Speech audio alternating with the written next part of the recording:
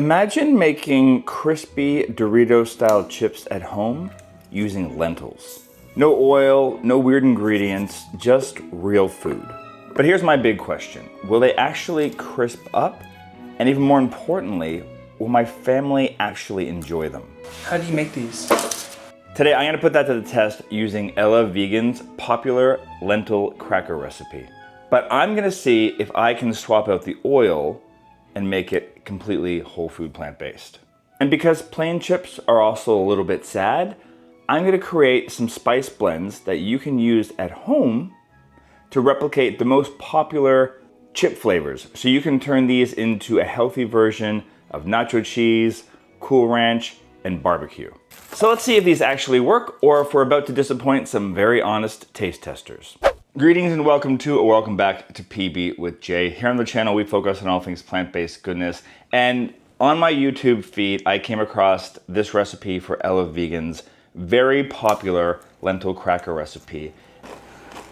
So amazing. And I wanted to give it a spin, but I was also curious to see if it would work using aquafaba instead of oil. And for those that are unfamiliar, aquafaba is the liquid that comes inside of a can of chickpeas, or the leftover liquid if you cook them on your own. So my goal is to see if that works and if you can still get them to crisp up. Now, to be fair, her recipe doesn't use very much oil at all. She uses a little bit to spread on top of the parchment, which I don't think you need. And then she uses it after you do the first bake to toss them.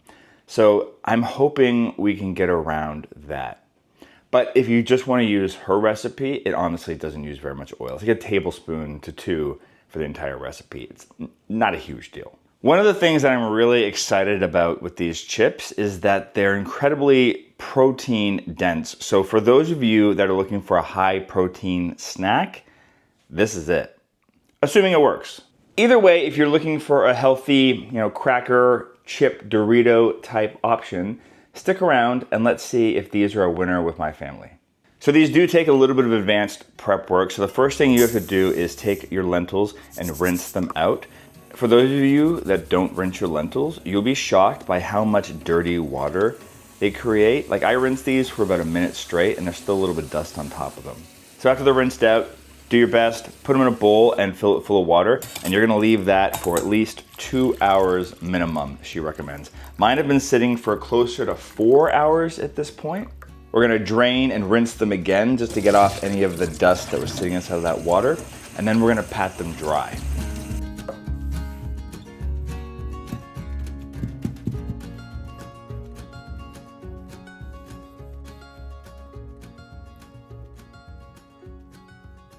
Now we're gonna add them into a high-speed blender and we're gonna add in the fresh water, the garlic, and the seasonings that she has and blend them into completely smooth.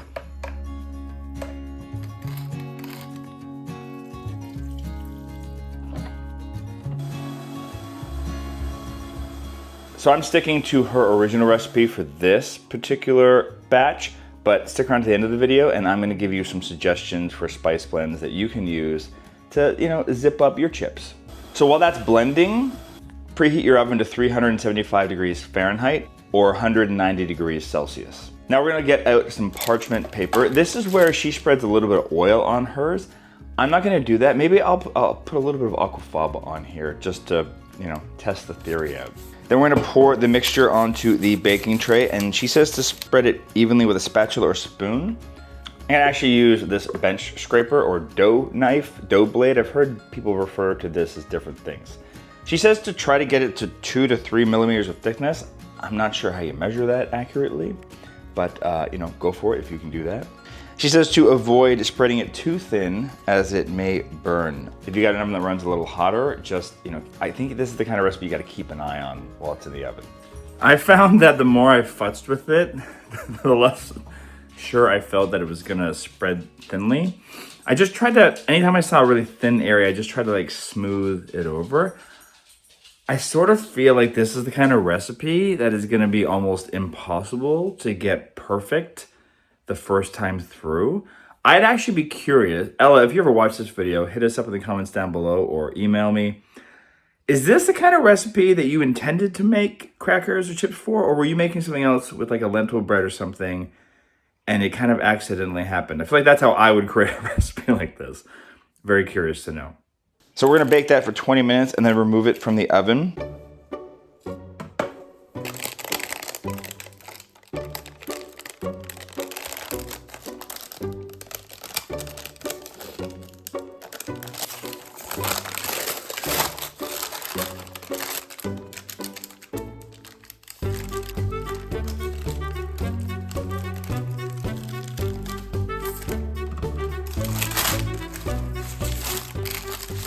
She says to cut the crackers into squares, rectangles, or triangles, whatever you want. She recommends using scissors to do this, gently loosening it from the parchment as you go.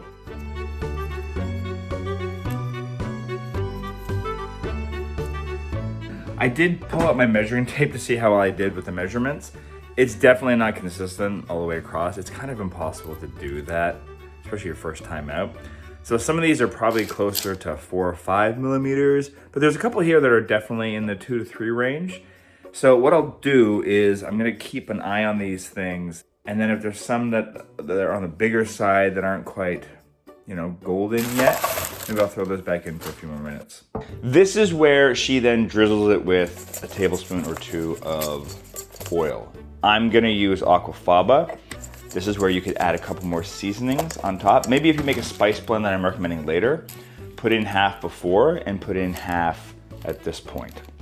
And we're gonna bake that for another 10 minutes or until the crackers are golden brown and crispy. Again, this is where we probably wanna keep an eye on so they don't go too far with it. And then she says to let them cool completely to harden and then enjoy. We need a few more minutes, I think. A couple of them I'll probably pull off, but they're still, I don't think they're quite there yet. So at this point, I'd say like half of them are kind of cooked. And the other ones, they're on like, they're into 45 minutes of baking, which is a third more than she recommended. I think the biggest thing is I didn't make these thin enough. I think what I will do next time is I'm going to spread them over 2 baking sheets to get them even thinner. And hopefully that does the job.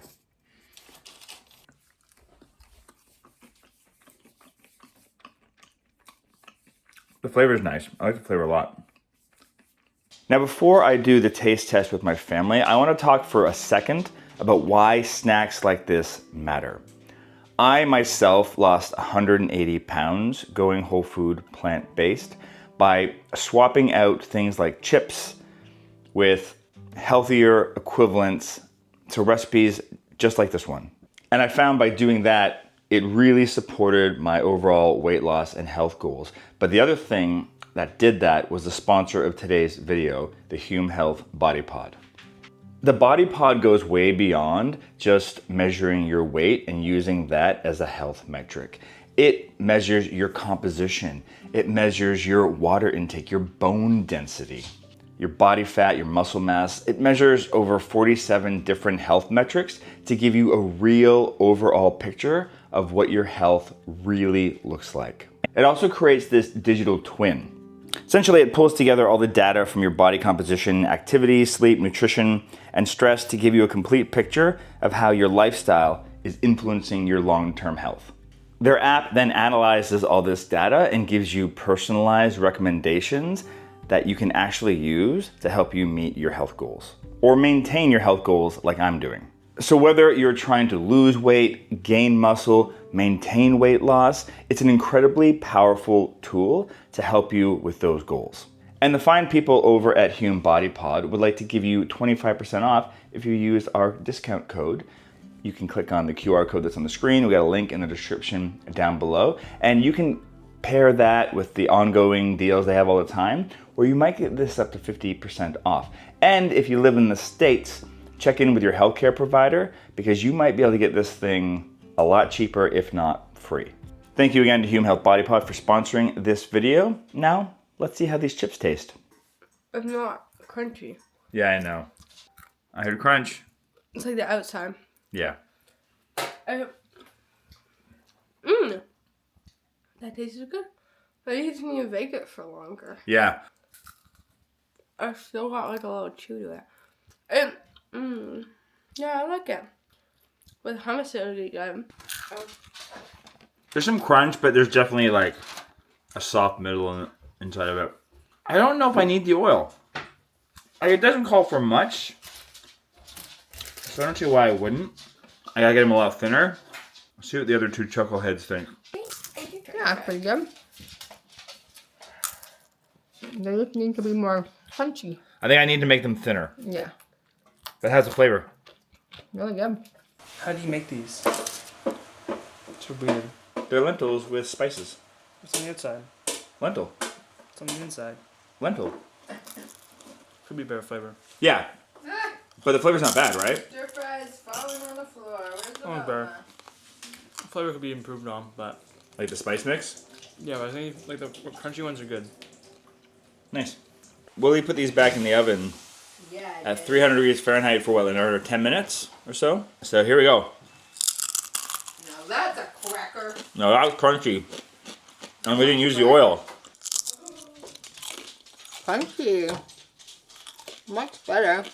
Yeah, so these ended up really, really crunchy, so I don't feel the need to do another batch of these. You just got to cook them a little bit longer or get them a little thinner. Just pay attention to the oven, but these are definitely a success. Her original recipe is great. I don't think you need oil for it, and I will give you some additional flavor pairings right now. So if you want to make a version of these at home, but you want to amp up the spices, here on the screen I'm giving you my spice blends for what I'm calling Nacho Average Chip, which is like a nacho cheese. We've also got a Cooler Than Ranch, my version of a Cool Ranch. And I've got Barbecue Bliss, which is just your straight up barbecue. I would say start with these blends if you like any of these spices a little bit more than others. If you want it spicier, less spicy, sweeter, anything like that, modify. And let us know in the comments down below if you've got a spice blend that you'd like us to try to incorporate into a future recipe for something like this. Or if you've got a spice blend that you like that you think others should try. Because, you know, it's a community around here. Thanks for joining me as I put Ella Vegan's recipe to the test. If there's any other recipes that you would like me to put to the test with my family here on the channel, let me know in the comments down below. Put the link in the description. That helps us out a lot. If you are new to the channel, obviously subscribe for more videos like this. Hit the like button to let YouTube know to share with other people. And since you're still here, YouTube has this video all queued up for your enjoyment pleasure, your viewing pleasure. That makes sense. Anyway, you can watch it right here. Thanks.